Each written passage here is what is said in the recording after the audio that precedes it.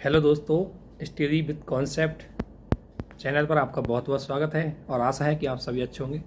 दोस्तों, आज आपको सामान्य विज्ञान की जो यूपी पीसीएससी और स्टेट पीसीएस और इसके अलावा जहाँ पर भी साइंस की जनरल साइंस आती है वहाँ सभी जगह इसका यूज होगा। इतना ही नहीं, आज बायोलॉजी का टॉपिक है जिसके प्रीलिम्स में क्वेश्चन यूपीएससी में भी आते हैं। इस बार बहुत सारे क्वेश्चन प्रीलिम्स में यूपीएससी में देखने मिले।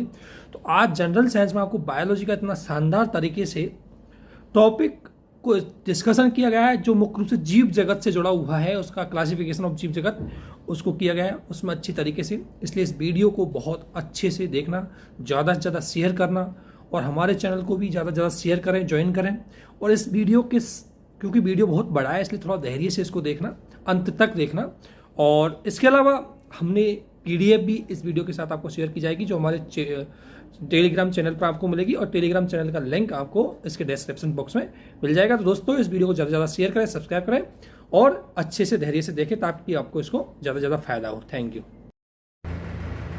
हेलो दोस्तों, स्टडी विद कॉन्सेप्ट के इस स्टडी प्लेटफॉर्म पे आप सभी का स्वागत है। आज हम जीव विज्ञान पढ़ेंगे और जीव विज्ञान से संबंधित जो आज का हमारा टॉपिक है वो है जीव जगत का वर्गीकरण। जैसा कि पिछले वीडियो में हम लोगों ने साइंस के सिलेबस को अच्छी तरीके से समझ लिया था और साथ ही प्रीवियस ईयर के क्वेश्चन को देखते हुए हम फिजिक्स के भी 2 टॉपिक को क्लियर कर लिए थे। तो आप लोगों में से जिन्होंने भी उस वीडियो को नहीं देखा है तो एक बार जा कर के देख लीजिए। साइंस का जब सिलेबस हम डिस्कस कर रहे थे तो उसमें जीव विज्ञान के बारे में वहाँ पर हम लोगों ने देख लिया था। रिवीजन के पर्पज़ से एक बार इसको और हम देख लेते हैं। जीव विज्ञान यानी बायोलॉजी, बायो का मतलब होता है जीव और लॉजी का मतलब होता है अध्ययन, यानी जीवों का अध्ययन। जूलॉजी के अंतर्गत हम क्या करते हैं तो इसमें जीवित एवं मृत जंतुओं का अध्ययन करते हैं। यहाँ पर जीवित भी है और मृत भी है। बॉटनी, इसमें पेड़ पौधों का अध्ययन किया जाता है कि इनकी संरचना कैसी है, संगठन कैसा है। जूलॉजी के जनक हम उसमें देख चुके थे, एक बार और देख लेते हैं। जूलॉजी के जो जनक हैं वो हैं अरस्तु और बॉटनी के जो जनक हैं वो हैं थियोफ्रेस्टस।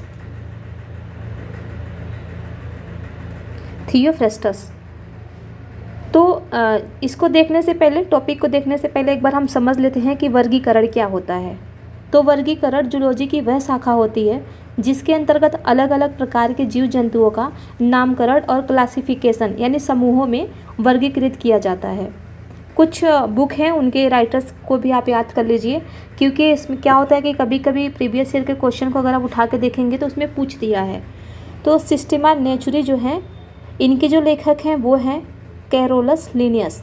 कैरोलस लिनियस ने सिस्टेमा नेचुरी बुक को लिखा है। इसमें इन्होंने क्या किया है कि 4000 से ज़्यादा जीवों का वर्गीकरण किया है और इन्हें फादर ऑफ टैक्सोनॉमी भी कहा जाता है। तो ये भी इम्पॉर्टेंट है, इसको भी आप लोग देख लीजिएगा।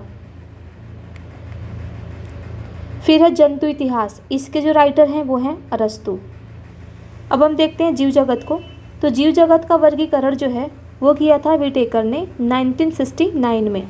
इसको 5 जगत में वर्गीकृत किया गया था। पहला है मोनेरा, प्रोटिस्टा, फंजाई, प्लांटी, एनीमेलिया। अब इसमें हम कोशिका के प्रकार को अगर हम देखें तो मोनेरा जो है इसमें प्रोकैरियोटिक प्रकार की कोशिकाएं पाई जाती हैं। बाकी अदर जो हमारे 4 हैं जैसे प्रोटिस्टा, फंजाई, प्लांटी, एनीमेलिया, इसमें यूकैरियोटिक प्रकार की कोशिका पाई जाती है। अगर प्रोकैरियोटिक प्रकार की जो कोशिका पाई जाती है, इसके अगर हम एग्जाम्पल्स को देखें तो इसमें हमारे आते हैं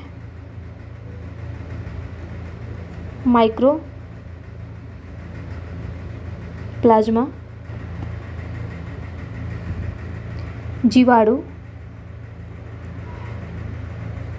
और साइनो बैक्टीरिया। इस साइनोबैक्टीरिया को ही हम नील हरित शैवाल कहते हैं। नील हरित शैवाल। तो आप लोग इसको भी देख लीजिएगा, इसको ध्यान में रखिएगा कि अगर वहाँ पर नील हरित शैवाल देता है तो भी आपका प्रोकैरियोटिक प्रकार की कोशिका पाई जाएगी, या आपका साइनोबैक्टीरिया देता है तो भी इसमें प्रोकैरियोटिक प्रकार की ही कोशिका पाई जाएगी। अब यूकैरियोटिक प्रकार की कोशिका को हम देखें तो इसमें भी दो प्रकार के होते हैं, दो प्रकार के होते हैं इसमें। एक तो है आपका एक कोशिकीय जीव आते हैं और दूसरा जो आता है आपका बहुकोशिकीय। एक कोशिकीय जीव में अगर हम देखें तो इसमें है अमीबा, यूग्लिना, पैरामीशियम। और बहुकोशिकीय में अगर हम देखें तो इसमें मनुष्य हैं प्लस इससे संबंधित 9 संघ और हैं। उन 9 संघों को भी हम एक एक करके देखेंगे क्योंकि एग्ज़ाम में काफ़ी ज़्यादा क्वेश्चन इन संघों से ही आता है, तो इसको भी हम एक एक करके देखेंगे। पहले इसको हम देख लेते हैं। इसमें एक एग्जाम्पल और है,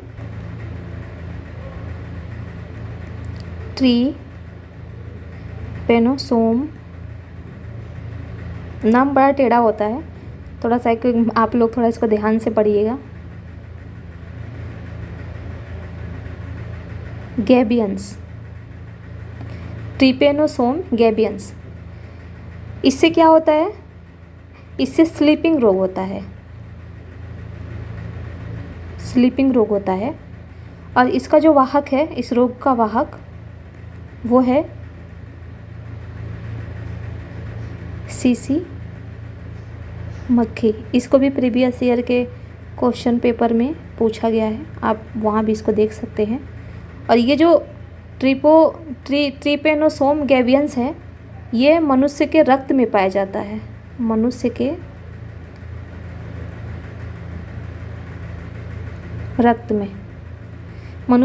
रक्त में पाया जाता है। एक कोशिकीय जीव को अगर हम संघ में इसको देखें तो ये किस संघ में आता है?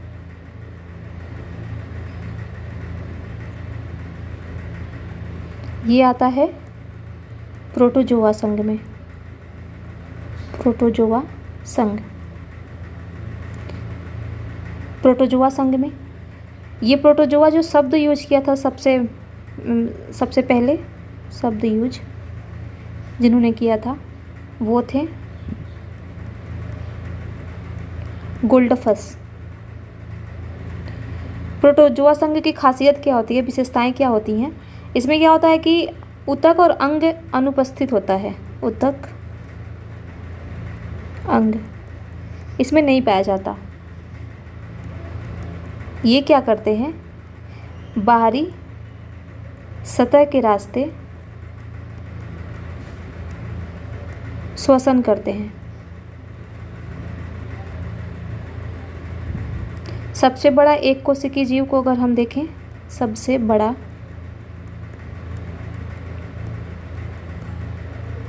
एक कोशिकीय जीव वो है आपका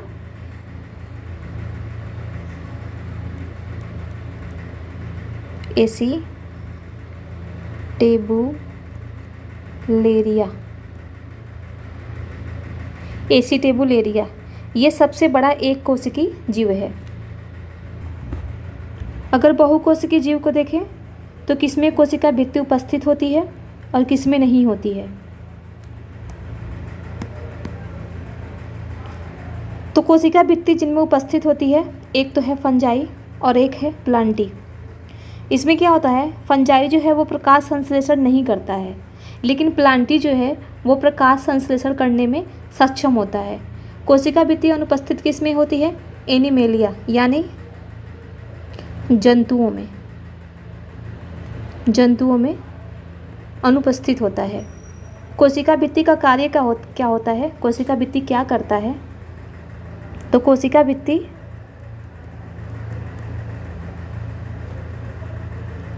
भित्ति बाहरी आघातों से बचाता है।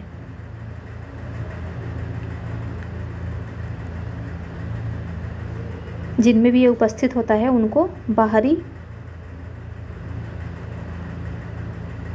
आघातों से बचाता है।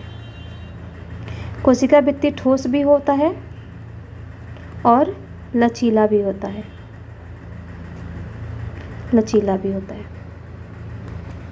अब केंद्रक को देख लेते हैं कि इन पांचों जगत में केंद्रक किस में उपस्थित होता है और किस में अनुपस्थित होता है। यहाँ से भी क्वेश्चन पूछा है। तो आपका है केंद्रक झिल्ली, इसको कह लीजिए केंद्रक झिल्ली। उपस्थित होता है किसमें? तो ये होता है आपका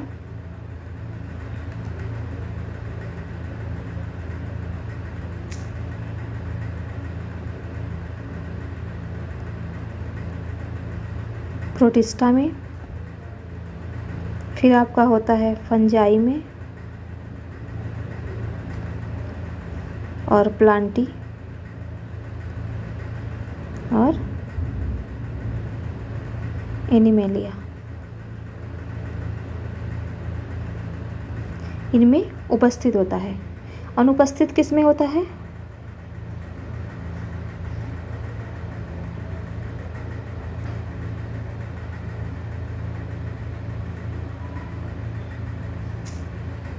तो ये होता है मोनेरा में। मोनेरा इसमें नहीं पाया जाता। अब बहुकोशिकीय जीवों का संघ देख लेते हैं। ये 9 प्रकार का होता है, तो हम एक एक करके देखेंगे। इन 9 प्रकार में कौन कौन सा होता है? तो एक होता है Porifera, Coelenterata, Platyhelminthes, Aschelminthes, Annelida, Arthropoda, Echinodermata, Mollusca और कार्डेटा। तो एक एक करके हम देखते हैं इसको। पहला हमारा है पोरीफेरा।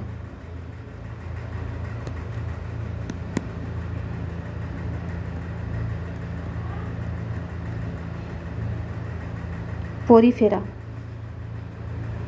इसमें हम देख लेते हैं पोरीफेरा में क्या क्या होता है। तो सबसे पहले तो ये खारे पानी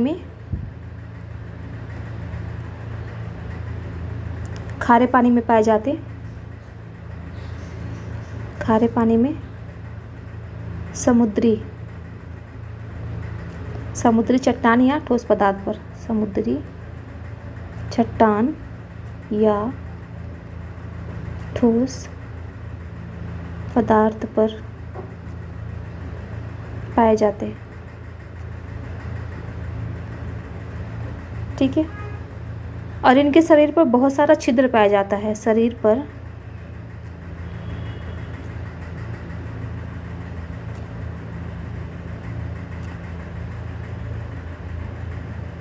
छिद्र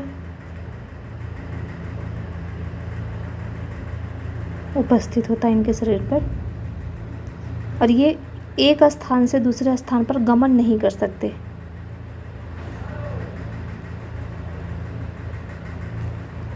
एक स्थान से दूसरे स्थान पर गमन नहीं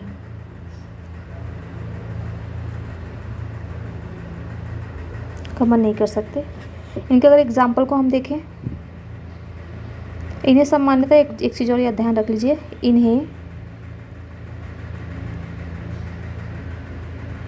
इन्हें सामान्यतः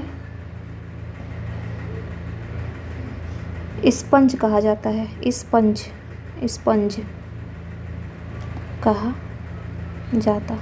एग्जाम्पल अगर हम देखें तो ये है हमारा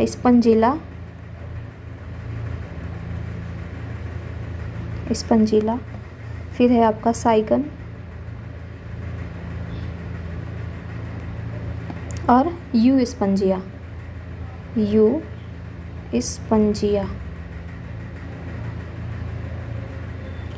स्पंजिया।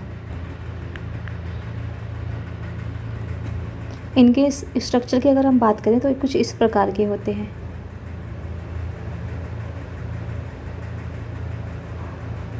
और ये खूब सारे इनके शरीर पर छिद्र पाए जाते हैं। ऐसे ही होते हैं, कुछ इस प्रकार के ही होते हैं ये,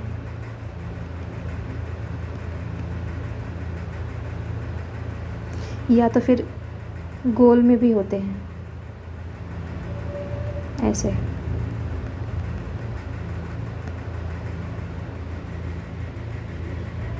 सेकेंड है हमारा सिलेंट्रेटा।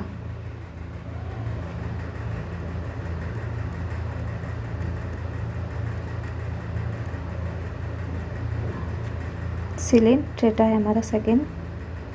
इसको हम देखते हैं। सबसे पहले तो इसको हम प्रवाल जंतु भी कहते हैं और निडेरिया भी कहते हैं। प्रवाल जंतु या निडेरिया भी कहते हैं। ये भी कहाँ पाया जाता है? तो समुद्री जल में। और आपको पता है समुद्री जल कैसा होता है? तो लवणीय होता है। संरचना इनका कैसा होता है?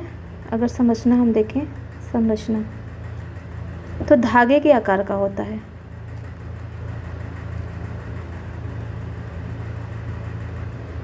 यहाँ पर हमने देखा इनकी संरचना कैसी होती है। तो इनकी संरचना होती है छिद्र, इनमें इनके शरीर पर छिद्र पाए जाते हैं, लेकिन इनमें कुछ ना इस प्रकार के धागे निकले रहते हैं, ऐसे ऐसे ऐसे ऐसे ये धागा निकला रहता है इनमें। तो इनकी जो संरचना होती है वो धागे के प्रकार की होती है।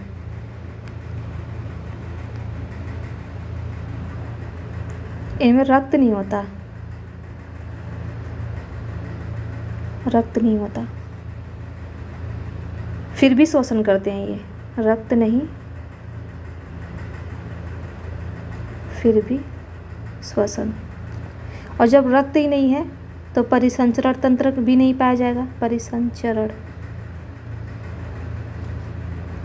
क्योंकि आपको पता है कि रक्त का जो वो होता है आदान प्रदान जो भी जैसे भी होता है, रक्त परिसंचरण तंत्र बहुत महत्वपूर्ण होता है उसके लिए। तो इनमें रक्त परिसंचरण तंत्र, और जब श्वसन ही नहीं, फिर भी जब रक्त ही नहीं है फिर भी श्वसन करता है, तो इसका मतलब कि श्वसन तंत्र भी अनुपस्थित नहीं होता इसमें। एग्जाम्पल अगर हम देखें तो आप देख लीजिए, ग्रेट बैरियर रीफ, ये कहाँ है? ऑस्ट्रेलिया में है। और वो भी किधर है ये? तो उत्तर पूर्व में है, ऑस्ट्रेलिया के उत्तर पूर्व में।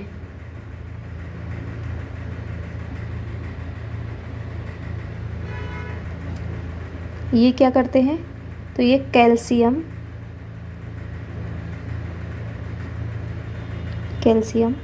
कार्बोनेट स्रावित करते हैं।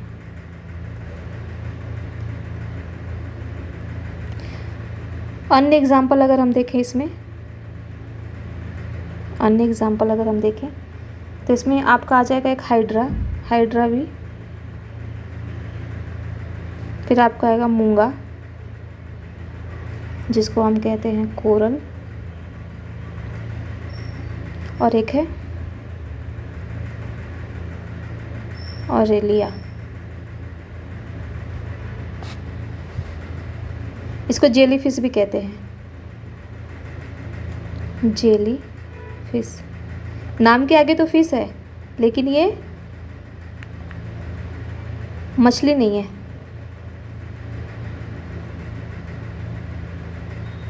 मछली नहीं है। अगला है हमारा प्लेटीहेल्मिन्थीज।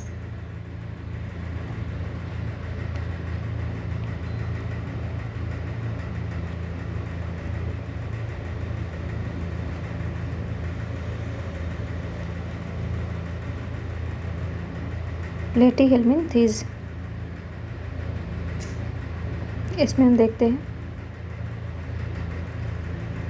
इसको एक और नाम से जानते हैं, और वो है चपटे कृमि।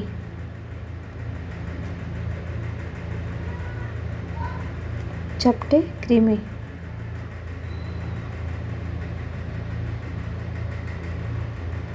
इनमें क्या है, सबसे वो होती है, सबसे बड़ी बात क्या है इनमें कि आहार नाल ही नहीं होता इनमें। आहार नाल अनुपस्थित होता है। ये दूसरों पर आश्रित होते हैं भोजन हेतु।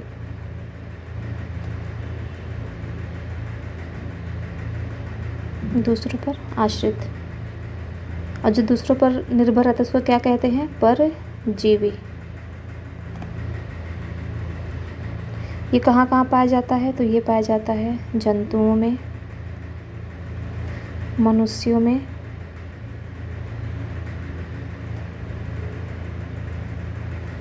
और जो जंगली जानवर होते हैं उनमें पाया जाता है।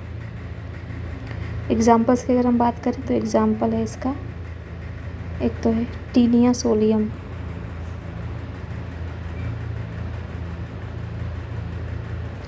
टीनिया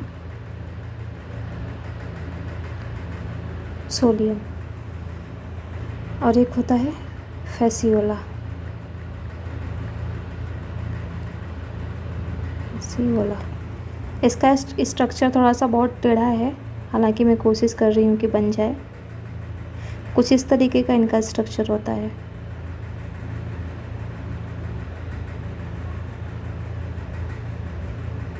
ऐसे करके इसमें भी खंड खंड से दिखते हैं।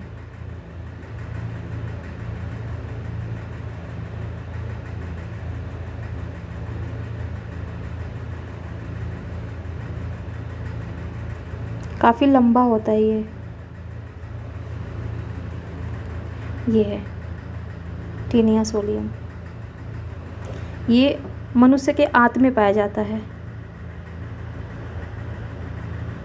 मनुष्य के आंत में। अगला है हमारा एस्के हेलमिंथीज।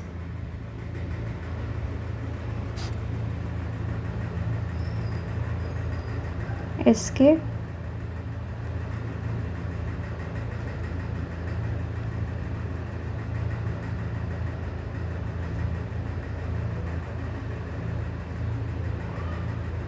इसे कहते हैं गोल कृमि। इसका आकार गोल होता है, और उस ऊपर देखिए आप प्लेटी हेलमिंथीज को क्या कहते हैं, चपटा कृमि। तो इसमें भी आप कंफ्यूज मत होइएगा। इसमें हम देखते हैं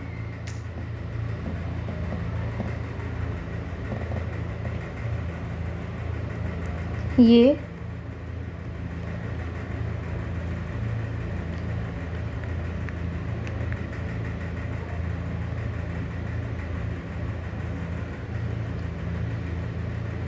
स्वतंत्र जीवी और परजीवी दोनों प्रकार के होते हैं, दोनों प्रकार के होते हैं। जैसे कि अगर एग्जाम्पल हम लें,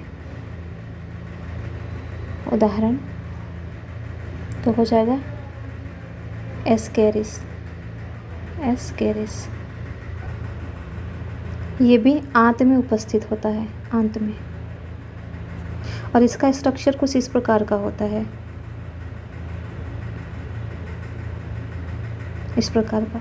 लेकिन ये पेट में जो है कि ये गोल होते हैं, गोल कुछ इस टाइप के होते हैं, जैसे कि ऐसे करके होते हैं, इसलिए इन्हें गोल कृमि कहा जाता है। आंत में ये इस प्रकार के होते हैं।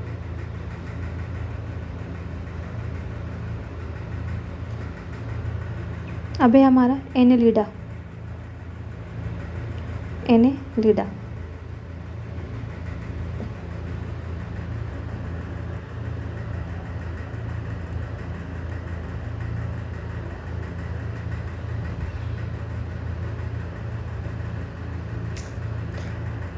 ये जली और स्थली दोनों प्रकार के होते हैं।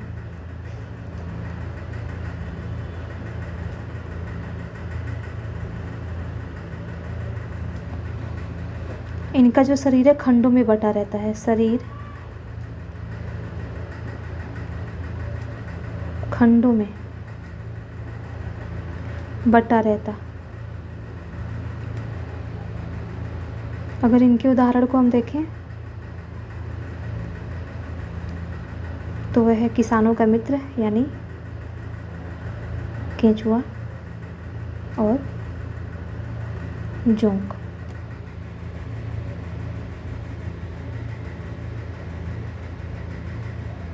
फिर है आर्थ्रोपोडा।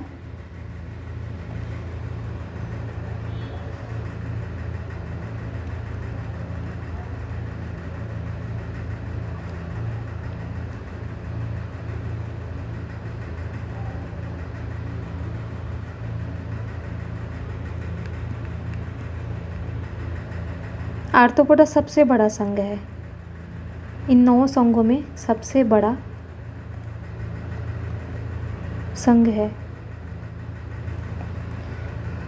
पृथ्वी पर लगभग इसका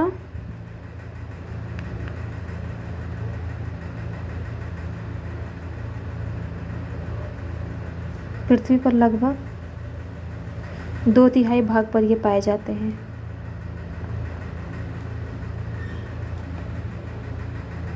ये जल, थल और वायु तीनों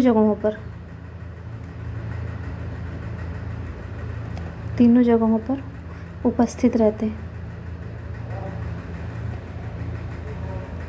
इनका भी शरीर क्या होता है कि शरीर 3 भागों से मिलकर बना होता है। शरीर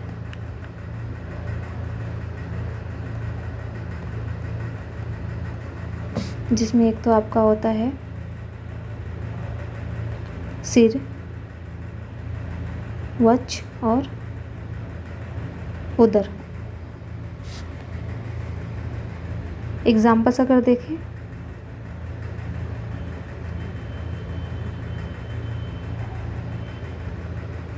तो आपका है बिच्छू,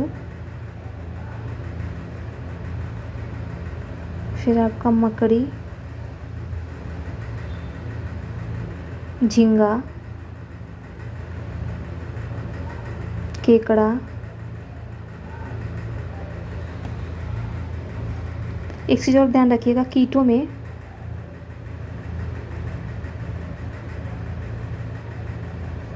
तीन जोड़ी पैर पाया जाता है। ये भी पूछा है, बीपीएससी में पूछा ये क्वेश्चन। और मकड़ी में 4 जोड़ी यानी 8 पैर।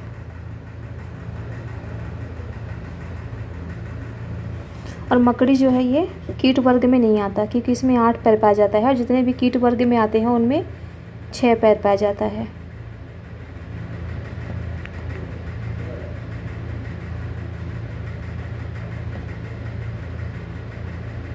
कीट वर्ग में नहीं आता। क्या था हमारा आर्थ्रोपोडा, इकाइनोडर्मेटा।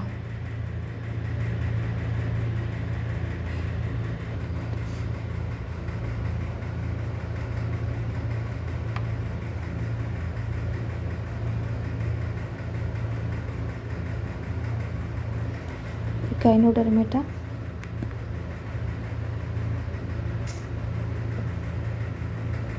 इसमें जो जीव होते हैं वो सभी के सभी समुद्री होते हैं।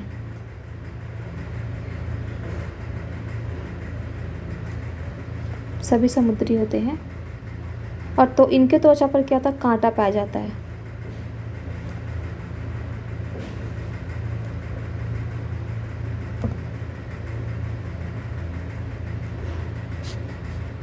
अगर एग्जाम्पल्स की बात करें हम तो इसमें आ गया आपका स्टारफिश। इसके भी शरीर पर कांटा पाया जाता है। फिर समुद्री खीरा,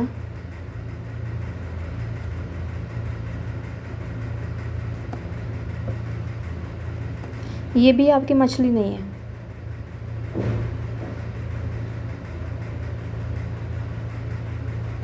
ये भी मछली नहीं है। समुद्री कीड़ा कुछ इस प्रकार का होता है। इस पे ये कुछ ऐसे होता है।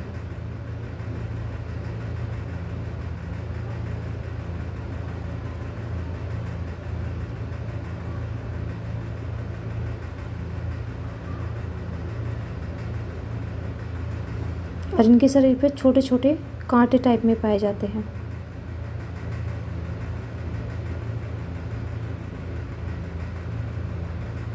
ये सब हर जगह कांटे पाए जाते हैं।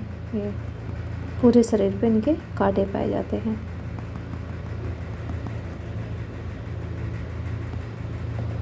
स्टारफिश को अगर हम देखें तो कुछ इस प्रकार की आकृति होती है स्टारफिश की।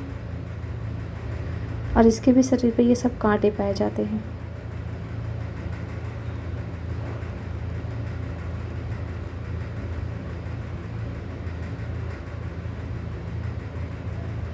ये सब कांटे पाए जाते हैं इसके भी शरीर।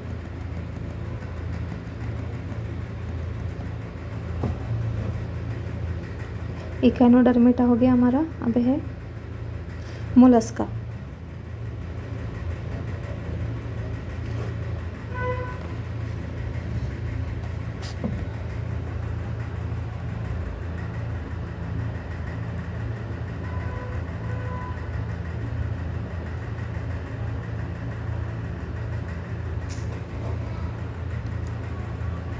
इनका शरीर मुलायम होता है, शरीर मुलायम। आप देखेंगे घोंघे के अंदर का जो बॉडी होता है वो कितना मुलायम होता है, या सीप के अंदर जो पार्ट्स होते हैं वो कितने मुलायम होते हैं।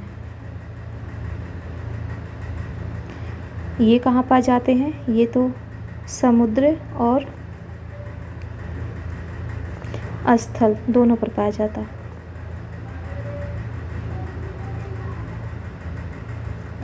स्थल दोनों पर। इनमें जो श्वसन होता है, श्वसन वो गिल्स द्वारा होता है, गिल्स द्वारा। एग्जाम्पल्स की अगर हम बात करें तो इसमें है आपका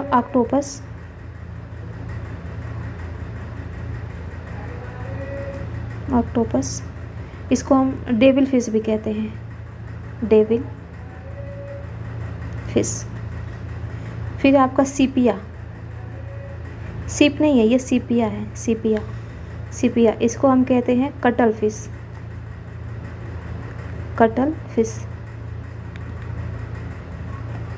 अगला है हमारा सिप। जैसे देखते होंगे गांव में क्या होता है कि सिप को हम लेकर के आते हैं और उसको जो सील बट्टा होता है उस पर घीस करके होल बना करके उसको आम को छीलते हैं या आलू को छीलते थे, तो ये सिप है। और एक होता है आपका पाइला, घोंघा। अब लास्ट है हमारा 9वां जो संघ है वो है कार्डेटा,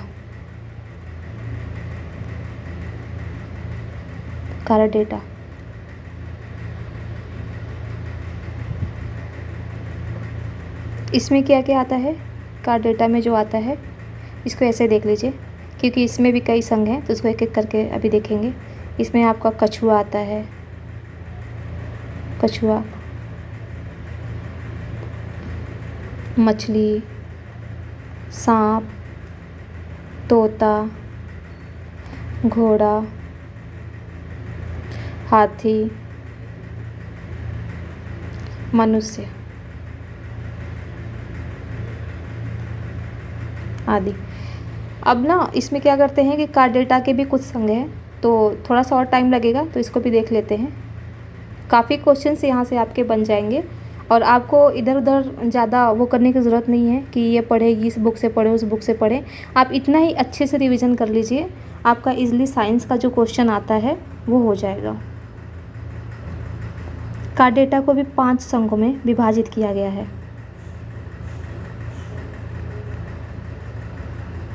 कार्डेटा, इसको 5 संघों में विभाजित किया गया है, जिसमें से पहला है मत्स्य वर्ग, फिर है आपका उभयचर, अगला है सरीसृप, फिर है पक्षी और स्तनधारी। अब इसको एक एक करके देख लेते हैं।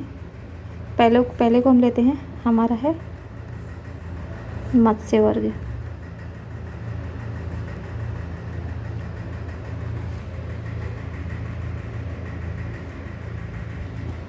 इसमें मछलियाँ आती हैं, मछलियाँ श्वसन कैसे करती हैं? ये गिल्स,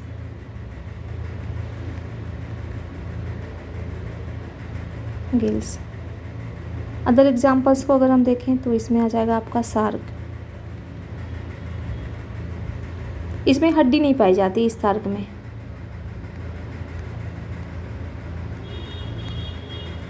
इसमें हड्डी नहीं पाई जाती। और है आपके एग्जाम्पल्स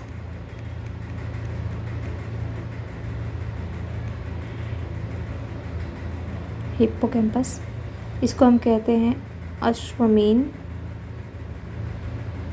या समुद्री घोड़ा। इसको देखिए, ये ना वास्तविक मछली होती है, ये वास्तविक मछली होती है। एक वास्तविक मछली और है कैटफिश। स्टारफिश हमने देखा, वो मछली नहीं है। अब यहाँ देखिए घोड़ा और कैट आ रहा है, तो ये मछली है, तो इसको ध्यान दीजिएगा। कैटफिश,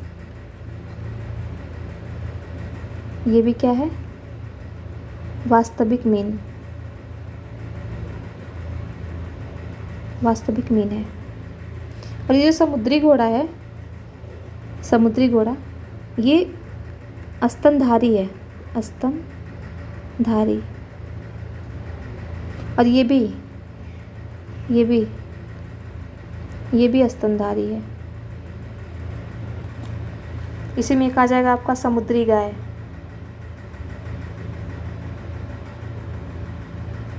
ये भी स्तनधारी है। एक एग्जाम्पल और है इसमें, गैम्बूसिया। गैम्बूसिया, इसको मस्क्यूटो फिश भी कहते हैं, मस्क्यूटो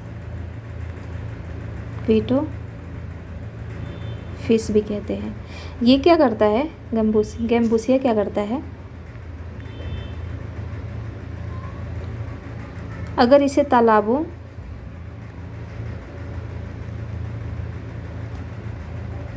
या कुओं में छोड़ देते हैं,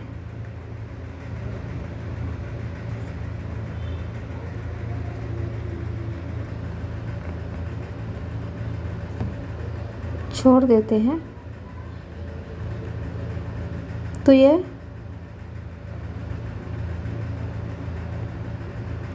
मच्छरों को कम कर देता है, नियंत्रित कर देता है।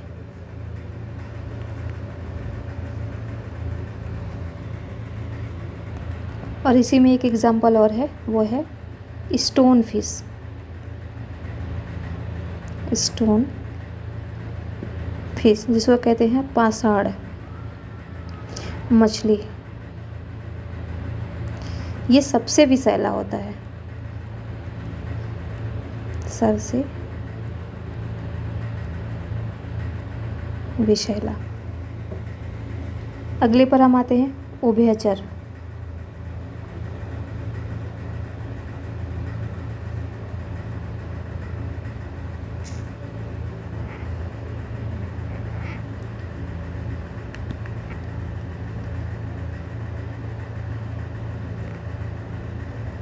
एम्फीबिया,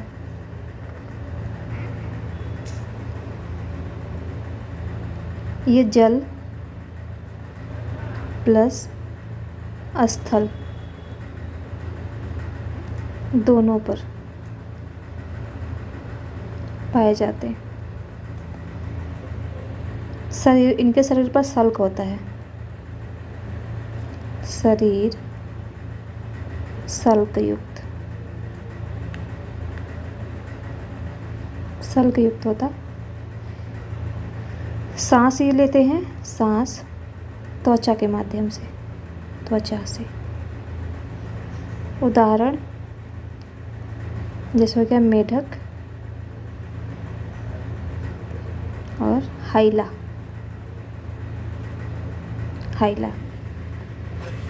अगला है सरीसृप वर्ग।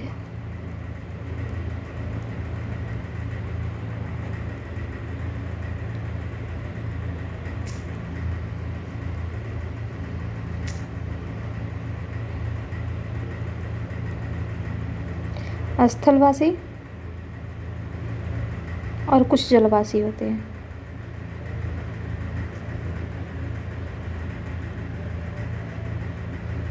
और ये सभी अनियत तापी होते हैं, सभी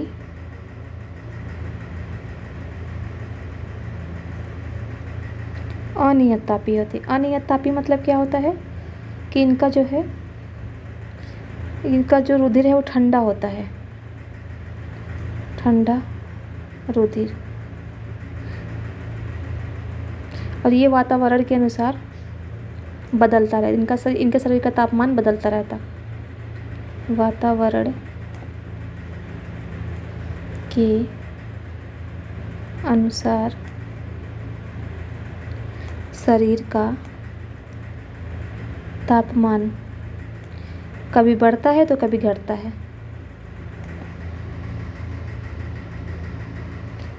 उदाहरण अगर हम देखें जिसमें आ जाएगा कछुआ,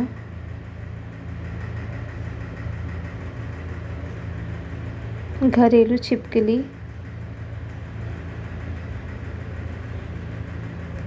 घरेलू छिपकली और मगरमच्छ। अगला है हमारा पक्षी वर्ग।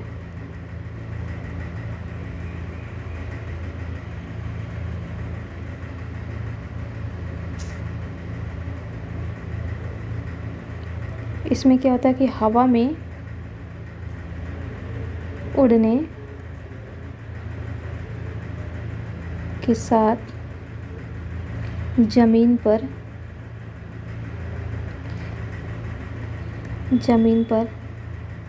तेजी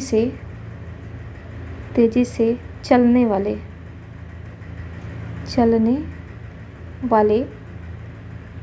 पक्षी आते। ये नियततापी होते हैं, नियततापी, गर्म रुधिर होता है इनमें। इनमें भी क्या होता है, इनमें क्या होता है कि इनके जो शरीर का तापमान होता है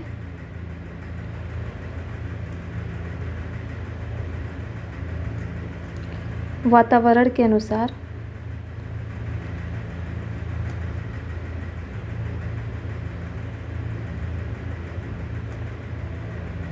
प्रभावित नहीं होता है, एक समान बना रहता। अनियत तापी में प्रभावित होता है लेकिन नियत तापी में एक समान बना रहता। इसको आप लोग थोड़ा सा ध्यान दीजिएगा। शरीर 3 भागों में विभाजित होता है।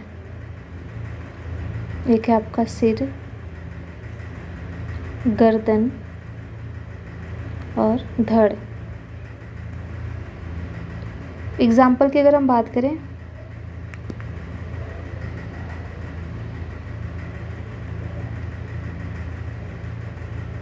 उदाहरण, इसमें आता है आपका कबूतर, फिर आता है मोर, तोता, कीवी, ये न्यूजीलैंड में पाई जाती है, न्यूजीलैंड। और फिर है आपका शुतुरमुर्ग,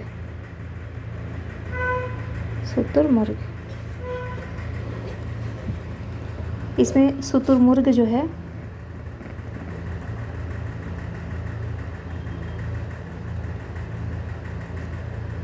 ये सबसे बड़ा पक्षी है, सबसे बड़ा पक्षी। सबसे छोटा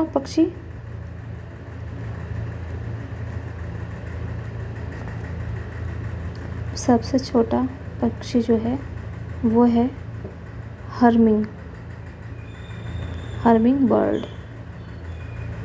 इसको गुंजन पक्षी भी कहते हैं, गुंजन, इसको गुंजन पक्षी भी कहते हैं। और ये कि इसकी खासियत क्या होती है कि ये पीछे की तरफ उड़ता है,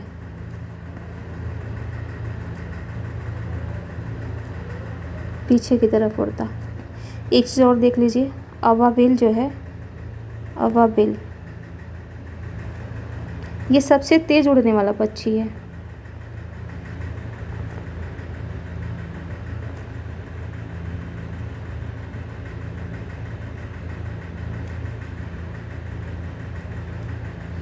और शुतुरमुर्ग दौड़ने वाला है।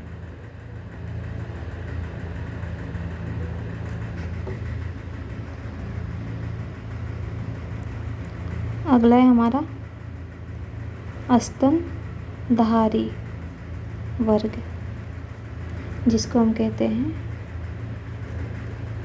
मैमेलिया।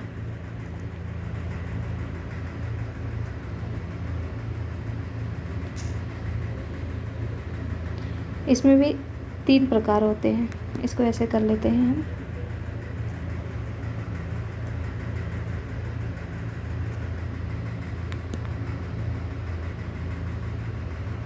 एक होता है प्रोटोथीरिया,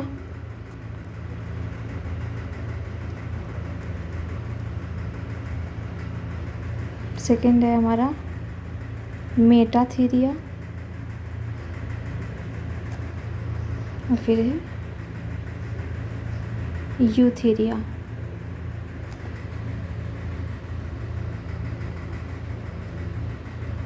इसमें अंडे देने वाले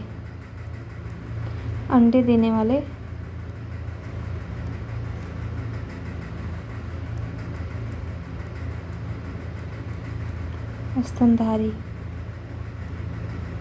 आते। एग्जाम्पल्स अगर हम देखें तो ये है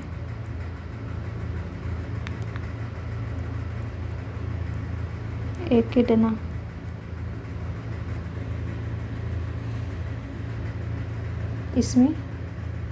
इसमें ना अंडे देते हैं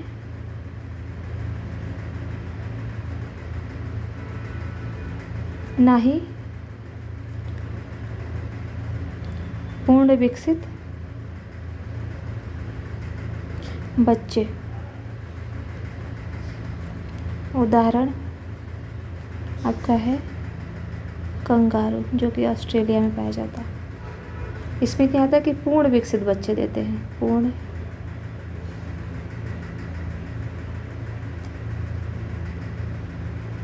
बच्चे देते। इसमें आपका आता है मनुष्य, हाथी, गाय आदि। तो इस प्रकार आज हम काफ़ी चीज़ों को देख चुके हैं और इससे बहुत सारे क्वेश्चंस आपको मिलेंगे। तो आप लोग इसको अच्छे से देख लीजिएगा, अच्छे से याद कर लीजिएगा, 2-3 बार पढ़ लीजिएगा, याद हो जाएगा। क्योंकि बायोलॉजी का जो शब्द होता है थोड़ा सा बहुत टेढ़ा होता है, तो ध्यान दे करके इसको एक बार आप लोग देख लीजिएगा। और वीडियो पसंद आए तो चैनल को लाइक, शेयर एंड सब्सक्राइब कीजिए। Thank you.